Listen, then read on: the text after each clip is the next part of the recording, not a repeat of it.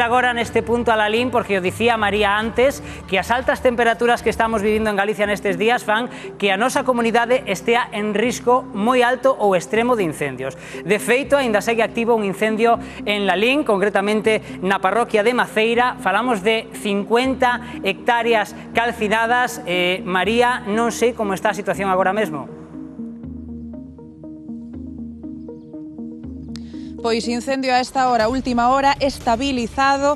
Sabemos que os medios de extinción aínda así, estando estabilizado, pois non está extinguido e seguen traballando na zona tanto por terra como tamén por aire. Sabemos que os medios aéreos van estar traballando polo menos ata que caia a noite tamén para facer tarefas de refresco nesas zonas afectadas. Falamos dun incendio que, como digo, aínda non está extinguido e por iso hai que ter aínda moitísima precaución. Xa calcinou máis de 50 hectáreas e Medio Rural tamén confirma esa causa do lume, unha chispa que saltou dunha máquina agrícola que estaba traballando na zona no momento en que se producía, arredor da 1 da tarde. Agora nós estamos no posto de mando desta coordinación de extinción e a cousa tamén está moito máis tranquila aquí nesta zona, pero hai unhas horas cando chegamos pois había moitísimos efectivos de extinción, bombeiros forestais, veciños, tamén os donos das naves que case quedaron afectadas por esas lapas, e aínda que a cousa está moi controlada, dicíannos que ao principio era un incendio descontrolado por completo. Falaban moitos veciños de medo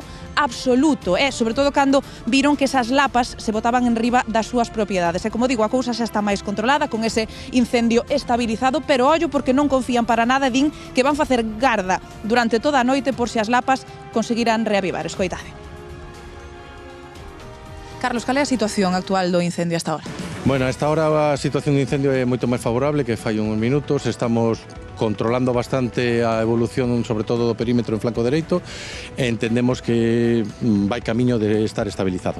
Segundo nos contaba agora os membros de Medio Rural, parece ser que houve por aí unha maquinaria agrícola que estaba traballando e soltou unha chispa, isto podería ser, non? Bueno, no Brao pásanos estas cosas, é dicir, temos moitos incidentes de maquinaria agrícola, vedes que habitualmente están ardendo vehículos tamén, que arrimarse ao monte provoca incendios. Eu neste caso, neste incendio non, porque a unidade de director de extinción desplegámonos cando o incendio xa está moi evolucionado, co cual non vos podo dicir, pero xa digo, os compañeros da UIFO traballarán nesa hipótesis ou na que sea oportuna. Sergio, vexote ataviado cun batelumes. Sí, bueno, collenlle unha brigada e fixen o que puido.